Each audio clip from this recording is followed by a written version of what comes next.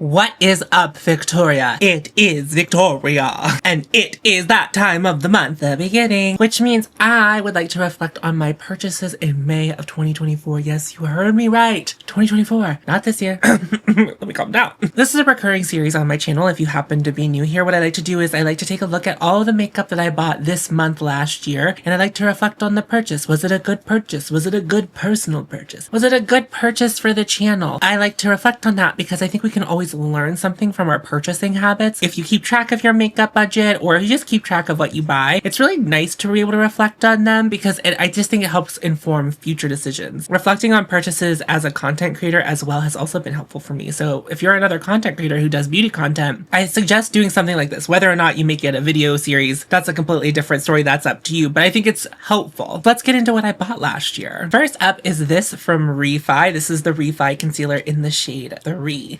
So I think this launched last year around this time. I think I was a little bit late to the game, but I ended up buying this for $6 hairs. Let me tell you how. I had credit card rewards from Sephora, and I also had point rewards from Sephora, and bada boom bada bing, this ended up being $6. That was very nice. I think I would pay full price for this again if I had to buy it. I don't think I will buy this again because of the nature of my channel and my work. The fact that I am holding this in my hands and showing it to you in this video says a lot. Most of the time when I'm doing these videos, I do not still have the product. I did go on a little bit of a journey with this. I bought this to do a video concept that I never actually ended up doing, and that we'll see that again later on in the purchases. The concept of the video was to do drugstore concealer versus mid-range concealer versus a luxury concealer. It never came to fruition, but I obviously did try all of the concealers and I have thoughts on all of them. And if you've been here for a while, you know my thoughts on all 3 of them. I think as a concealer, where I mostly use concealer under my eyes, I very rarely spot conceal. I have been more so spot concealing these last couple of weeks because my skin has freaked out a little bit and I've needed to do a little bit more covering. But this product is sold as like a light coverage concealer. I don't have a lot of under eye concerns. I don't normally, typically minus this breakout I'm currently experiencing, I don't normally have a lot of breakouts or issues with my skin. I like to use concealer kind of exclusively for brightening and just kind of perfecting, and I think they sell like a blurring ceramide concealer or something like that. Everything about it, all those buzzwords, really great. Under my eyes though, this is a little bit thick and it did really like to get caught in that fold under my eyes. I didn't really love that. I have heard other people say that this is a self-setting formula. That has not been my experience. I have needed to powder it every single time. And you might be wondering, oh, if you only conceal under your eyes, how did this product make it this far in your makeup collection? A very funny thing I started doing last year that a lot of people have been doing for a very long time is like just using concealer as foundation and thinning it out and bringing it all over your face as a foundation. I think they have a foundation. Do they have a foundation? But wearing this all over the face, gorgeous, different story. I don't know what it is about my under eyes that I didn't really love. I think it does have something to do with the applicator. I like to have a lot of control over my concealer, and I think that this has like a little hole in the foot here and it holds a lot of product, and I think it just applies too much product to my under eye. But like putting it all over the face, it's this beautiful blurred soft glow finish that is just so stunning. And it doesn't need to be set as much around the perimeter of my face as it did on my under eyes. I think Refy did something very interesting and played to a market I don't think oft gets catered to. Their undertones of their concealers, and I think they have like 24 shades, and I do think that their gradient is pretty good. They have this like desaturated quality that I think a lot of other brands miss, because a lot of times whenever you're looking at undertones in other brands, if something has a cool undertone, it looks like an ice cream pink beige, and if you have a warm undertone in that, it's like a yellow beige, whereas this kind of just is almost gray in tone. And I don't know that that is like actually my undertone, but it works well enough, and I think that that's very cool. Seeing my friends who have a desaturated olive undertone get on with this was really, really nice, because I feel like they're often overlooked in the makeup industry. I like to use this as a foundation, and that's why it's still kicking in my makeup collection. That's still what I do with it. The only thing that's interesting about this is that they tell you to shake well, but there's not an agitator in it, which agitates me. It's like too thick to move around on its own in there, but don't think it'd be the best spot concealer because it doesn't really have intense coverage. It's like, I don't know, I feel like when you start spreading it more is whenever it really becomes beautiful. So I think as a personal purchase, it didn't end up being the thing I thought it would be, but it did work out. Otherwise, it still wouldn't be here. I think for my channel, it was a bit of a dud of a buy because I never actually did the video that I intended to do with it. However, you know, I still got to experience it and talked about it in other content as well. So like it, you know, it served its purpose as a content piece, but I would say that that was maybe a bit of a mistake. If I want to do a concept like that in the future, I actually have to follow through on it. Otherwise, it's like, what was the point? RIP to that concept. And the next thing I bought was Rue from WESTMAN Atelier, which has been featured a lot more recently on my channel. It is their hello. It is their deep brown lip color. This, I think I did a really good job purchasing. I'm always attracted to what WESTMAN Atelier is doing, and that is typically due to their packaging being very luxurious. I don't actually love this packaging. It's like a smaller version of their foundation packaging. It looks just silly. It's like this really chubby, thick packaging, and then whenever you look at the lipstick in the center of it, it just looks silly. It's like just kind of like bulky for no reason, but it is nice and weighty in the hands, so it is like definitely nice to interact with. That's something I like in my packaging. I like a little bit of weight to it, but I didn't immediately buy this. I don't find myself reviewing a lot of lip product on my channel. Lip product to me, I find, is like one of those things that's so personal, and I think getting across the experience of wearing something on your lips is very difficult, and what some people find uncomfortable is not what all people find to be uncomfortable. My big fear whenever any luxury brand releases a dark brown shade is that it's going to be really, really warm and have a lot of a red in it, and that was my fear, especially from the online photos. Something that WESTMAN Atelier, specifically on their website, is so bad at is actually capturing the color of their products. They have this blush called Mimi, and on their website it looks like this desaturated gray pink, and in real life it's like a warm beige. I didn't buy it, and then I was walking through one of my local Sephora's, and they all of a sudden had a WESTMAN Atelier display, which is really bad for my wallet because I finally got to interact with everything. Of course, I showed beautiful restraint, but the only thing I really was interested in swatching in that day, because this was like their new release, was this lipstick, and it actually has a quite neutral brown. I think it looks a little red whenever you have it out on its own. It looks like it has a little bit of that reddiness to it, but anytime I swatch other browns next to it, it does always seem to be the midpoint brown as far as undertone. I have browns that have a lot of gray in them. I have browns that have a lot of red in them. This normally sits right in the middle of those undertones. Here's what I'll say. I think this formula is really lovely. I think we are really pushing what matte means in 2025 when it comes to lip product. I have been finding a lot of luxury brands saying something is matte when it stays more of like a cream finish, and that is my experience with this. I don't think it ever sets down to a true matte. It's incredibly comfortable, and it is instant pigmentation, which I really like. Something I really hate is when a lipstick formula requires me to swipe back and forth a couple of times for it to be warm enough to deposit pigment on my lips. I never have that problem with this formula, and I think it's really great. This lipstick is $50. You and only you can answer if you would ever decide any lipstick is worth $50. I like it. I don't think I would buy another shade in this unless it was really special. Like, they just released the shade Mimi, which I like the blush color. I just mentioned Mimi. And they just released Mimi in their lipstick formula.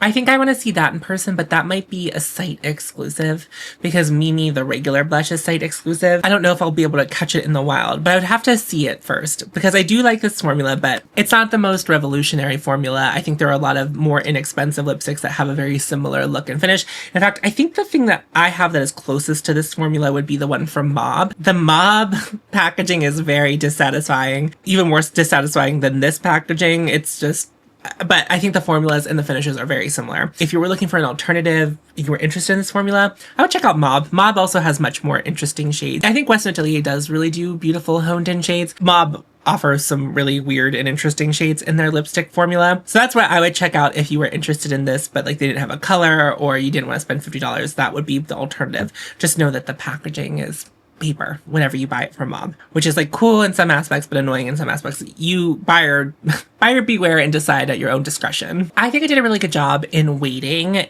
to see it in person to decide whether or not I was going to purchase it, and I do wear this quite a bit. It's not my most favorite lipstick. It's not the lipstick I wear the most, but I really like wearing it when I do wear it. I get a lot of compliments when I wear it, and I think it's a very pretty color. It would get like a satisfactory grade from me, like a C as far as like a personal purchase. I didn't buy this for the channel at all. There was no there was no illusion of me buying it for the channel. I was just solely interested in having it for myself. And yeah, I never regret having it, but it's never the thing I'm reaching for first. Following along in that concealer video that I wanted to do, I also have the luxury version of the concealer. I technically have this decluttered, but when I was pulling up the spreadsheet that I track my purchases on for last year, I saw it sitting on my vanity still. I was like, I still haven't gotten rid of that. I don't use it anymore, but this is from FARA HOMIDI. This is the Silvette. This is the Shine, oh my god, the Shine Balm, the Smooth Veil Soft Matte Shine Balm.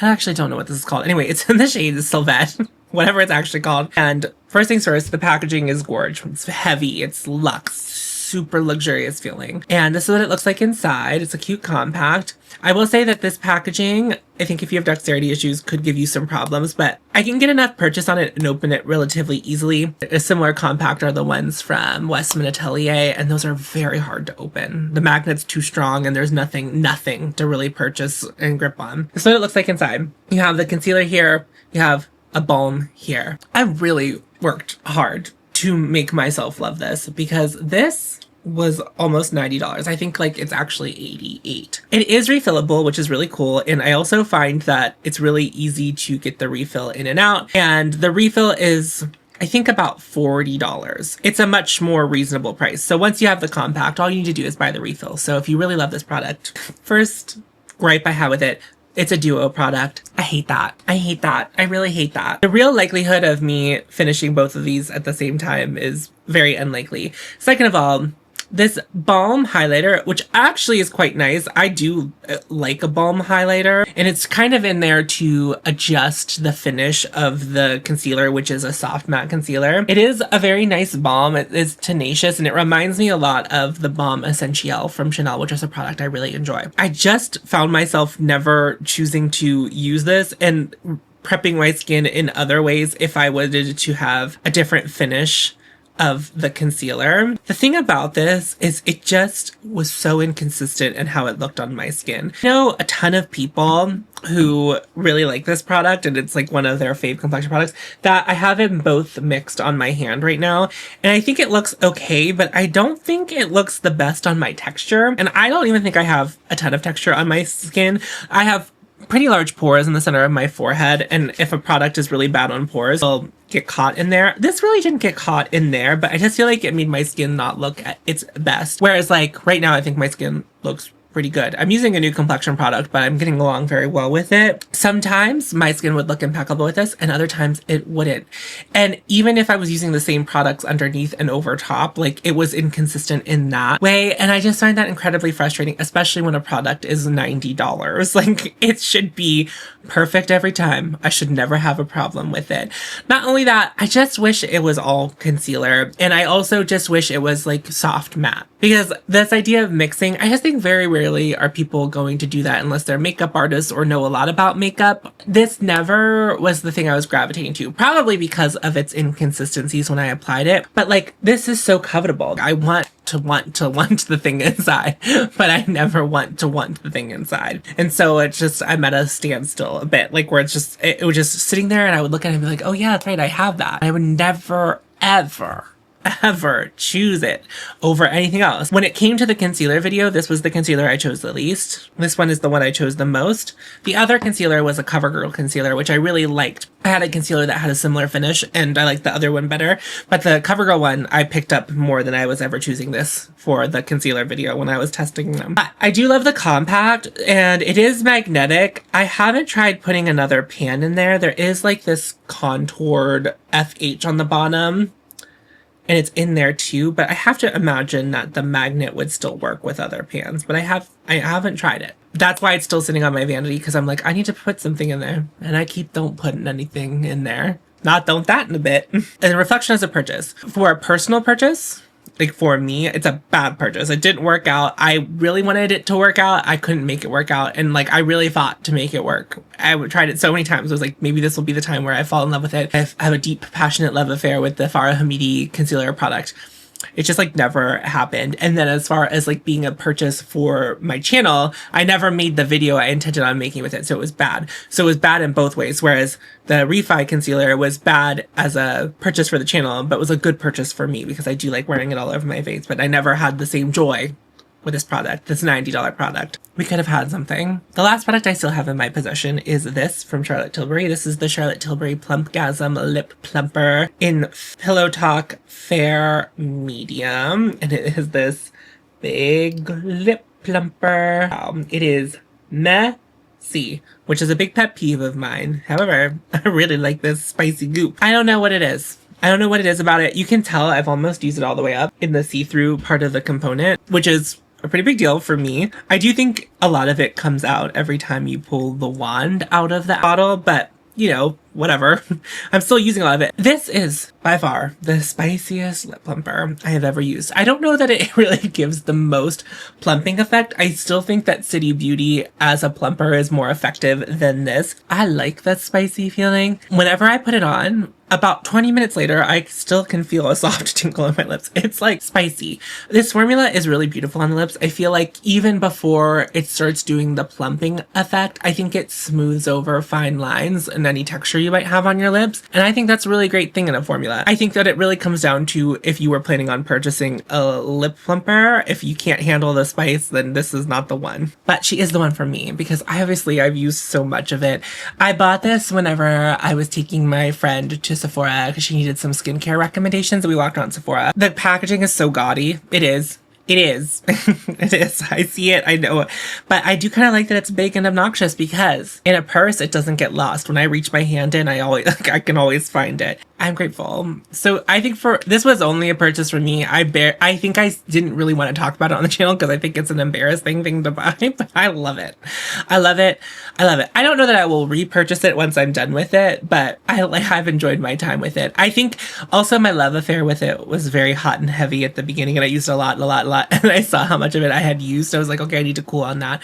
But I do need to use it up because, you know, we're now at the 1 year mark with it, but I still use it regularly. And then I bought one more thing, and this was a channel purchase. It was the ds&durga sample set. So there's a whole video of this. I will, if I can remember to link it in the cards, I will try to. I always forget though, or I hear myself say it and I go, oh yeah, I should do that. And then I don't. Anyway, but if you search my name in ds&durga, if I forget to link it, you'll find it. That was a purchase for the channel because I was starting to explore more fragrance. And I think ds&durga is like a trendy fragrance house. People are very into it, like a trendy, you know, niche fragrance house that I thought that maybe talking about them on my channel would be the best go at like making a fragrance video. And also they had a couple scents that were very popular, but also that I thought I might like. Well, the truth of the matter is I didn't like any of them. I thought all of them were pretty weak and not potent enough for me. I like a long-lasting and highly impactful fragrance. I like something that you can kind of smell before I round the corner, and that's what I like to smell like. And their petrichor scent, which I think is called Steamed Rainbow, it was too light and airy, and I wanted something a little more intense and earthy, and I feel like it if you feel me, it lived up here in my nose instead of like down here in my nose. And that's really, I wanted it to be down here. And it just wasn't meeting me where I was at. Debaser was just fine. Everything was just fine. But I also noticed that they didn't have incredible longevity on me. I couldn't smell them after a certain amount of time. And I don't think it was nose blindness because I was rotating through them and like just none of them what I was like, oh, so attracted to. So if you do end up trying the sample sets from them, I think when you try the sample sets, if you choose to buy one full size, you can apply the $40 you spent on the sample set. But I chose not to do that because I wasn't really that attracted to any of them. It would have been a real waste of money for me to buy a full size of one of them. My little ds&durga fantasy didn't really come true, but I think it was interesting content for the channel. There is a very small niche group of my audience that really likes when I talk about fragrance. The thing about the fragrance of it all, I'm not gonna buy a ton of fragrances because it's a pretty expensive, prohibitive thing. And I would love to buy sample sets and try things. I just don't see a world in which that making a bunch of fragrance content is viable. I still need to learn more about fragrance to be able to talk about it more eloquently. And I really do like the way I produce those videos where I like give you a visual and like that's how I'm experiencing the fragrance on top of giving you the notes and such. For me, the fragrance world and diving more into it, I think right now is just like maybe a little bit of a mistake. Maybe like not something I should be doing or want to do. So I'm just simply not. That's not to say you might not ever see another fragrance video from me, but it might come, it might not. But I liked doing it. I thought it was a fun trial to do a fragrance video where I tried a bunch of fragrances and relayed that information to you. So I think it was a success as far as a channel purchase, and a kind of a failure as a personal purchase because none of them really worked out. But like, it was mostly purchased to talk about on my YouTube channel, and I think it served its purpose. And that is everything I bought in May of 2024. Do you remember what you bought in May of 2024? Let me know down below. Do you still have it? Do you still use it? I would love to know. Did you buy anything yet in the month of May this month? Let us know in the comments. Is there anything good? Is there anything we should keep our eyes peeled for? I would mostly love to hear if there's something old in your collection that you are still actively loving to this day. If you're new to my channel and you're not yet subscribed, this is a lot of what I like to do here. Instead of focusing always on newness, I do reviews of new makeup. I do get PR, and I try to be honest about that whenever I get it, whenever I'm reviewing it. But most of my focus is loving my collection first and foremost. I have channel memberships and I have Patreon. It's the same thing. You don't have to do both. You could do one or the other or neither. Just very happy that you are here hanging out with me.